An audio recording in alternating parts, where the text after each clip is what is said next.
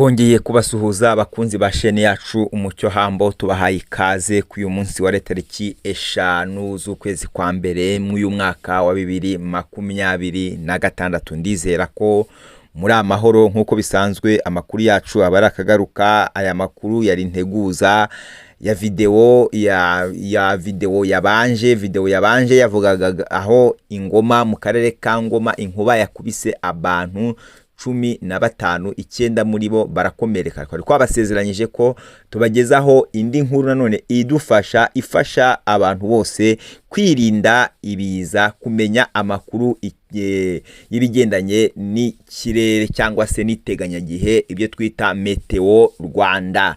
Iyi nkuru nayo ibasezeranyije niyingaruye ahangaha kugira ngo dusangire aya makuru, tumenye ibyo tugiye kwirinda, tumenye uko dukwiye kwitwararika. Byose nibyo bishingiye mu iyi nkuru. Rero ijambo ry'Imana riravuga ngo umunyabwenge abona ibyago akabihunga, naho umupfapfa akabigenderamo agahura n'ingaruka.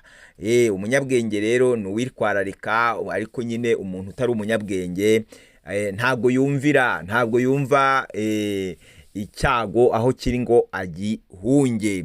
Niyo mpamvu rero iki gitondo mbabwira kw'iyi nkuru igaragaza Meteo Rwanda ibyo yatangaje ni ibihe. Ibi nibyo tugiye gusobanukirwa neza cyane. Hanyuma banza, niba ari ubwa mbere tuguhaye karibu, kandi niba nawe usanzwe uri inshuti yacu nabwo tuguhaye ikaze. Icyacu, gahunda yacu nuko tugiye kujya tubaha amakuru ku gihe, amakuru yo mu karere, mu Rwanda ndetse no hirya ya Afurika. Hose tubagenderamo uko tugiye tubona amakuru. Rero ni inkuru ya Meteo Rwanda tugiye kubagezaho. Banza ukande subscribe, ukore like, share, commentaire yawe irakenewe. Ntuhave utiyandikishije ukanda subscribe niba ari ubwa mbere. Rero Meteo Rwanda yateguje imvura irenze isanzwe igwa muri Mutarama. Rero hateganyijwe imvura iri hejuru yisanzwe igwa. Ni ukuvuga ngo uku kwezi kwa mbere kwa Mutarama hateganyijwe imvura irenze isanzwe igwa. Bivuze iki rero? Bivuze ko hariho imvura nyinshi iteganyijwe mu iki gihe nk'uku kwezi.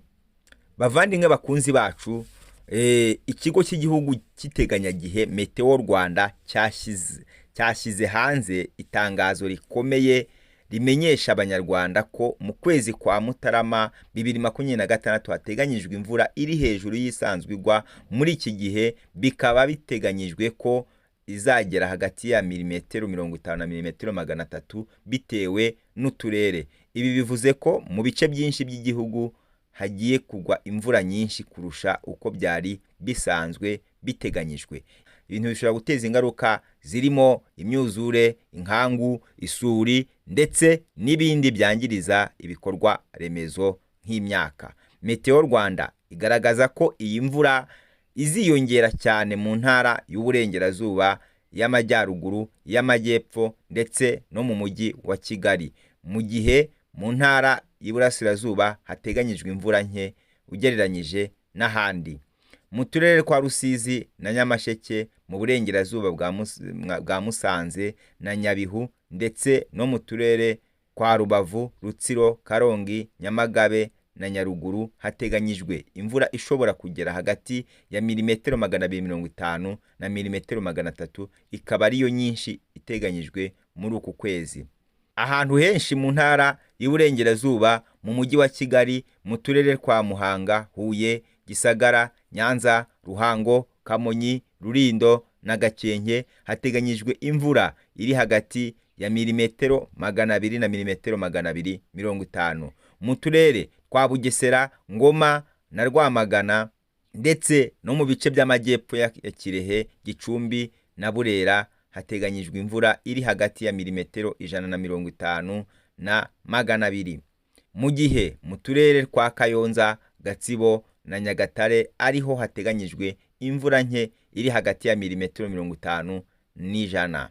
Meteo Rwanda igaragaza ko iyi mvura izaturuka ku isangano ry'imiyaga ituruka mu gice cy'amajyepfo y'isi igahurira mu karere k'u Rwanda ruherereyemo, bikaba bituma imvura yiyongera. Ku bijyanye n'ubushyuhe, ku manywa hateganyijwe ubushyuhe buri hagati ya dogere Celsius 21 na 30, mu gihe nijoro hateganyijwe ubushyuhe buri hagati ya dogere 9 na 18, hagati y'9 na 18. Ikindi nuko hateganyijwe umuyaga uringaniye ushobora kuba mwinshi, ufite umuvuduko uri hagati ya metero 4 na metero 12 ku isegonda, ushobora kongera ubukana bw'imvura n'ingaruka zayo. Ibi byatumye Meteo Rwanda isaba abanyarwanda gufata ingamba zo kwirinda ibiza, by'umwihariko abatuye mu bice bikunze kwibasirwa n'imyuzure n'inkangu. Abaturage barasabwa gusukura imifurege y'amazi, imiyoboro y'imvura, kwirinda gutura mu migende n'ahandi hashobora kuzanamo amazi menshi, ndetse no gukurikiza inama zitangwa n'inzego z'umutekano n'ubuyobozi bw'inzego z'ibanze. Abahinzi n'aborozi barasabwa gutunganya imirima yabo neza, gukoresha imirima ifite imirongo cyangwa se imifurege, imiringoti, amaterasi yifasha gufata amazi, gutera ibihingwa bihangana n'imvura nyinshi, no kwirinda guhinga mu mifurege y'imigezi n'ahantu hamanuka cyane.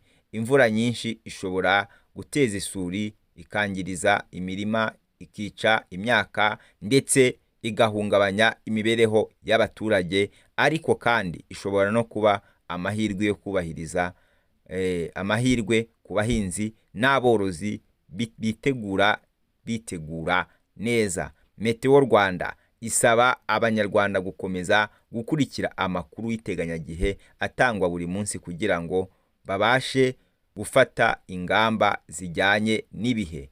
Ibi kandi bigamije gufasha igihugu gukumira ibiza, kurinda ubuzima bw'abaturage, no kubungabunga ibikorwa remezo n'ubukungu bw'igihugu rusange, bw'inyungu rusange. Bavandimwe, ibi nibyo by'ingenzi Meteo Rwanda yagaragaje ku mvura iteganyijwe mu kwezi kwa Mutarama 2026. Aha rero tubagezaho iyi nkuru. Murabizi ko sheni yacu ari Umucyo Hambo, kandi amakuru yacu tuba tugamije kugira ngo banyarwandakazi, abantu bari ahantu hatandukanye mu mpera enye z'isi, tuba tugira ngo tubagezeho amakuru ku gihe, by'umwihariko abumva ururimi tuvuga.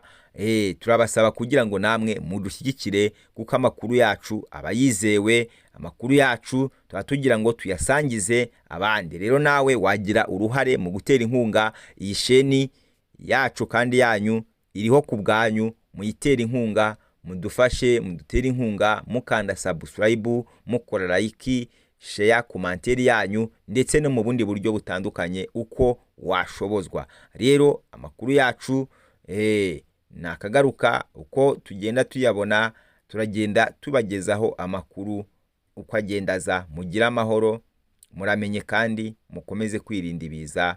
Murakoze cyane.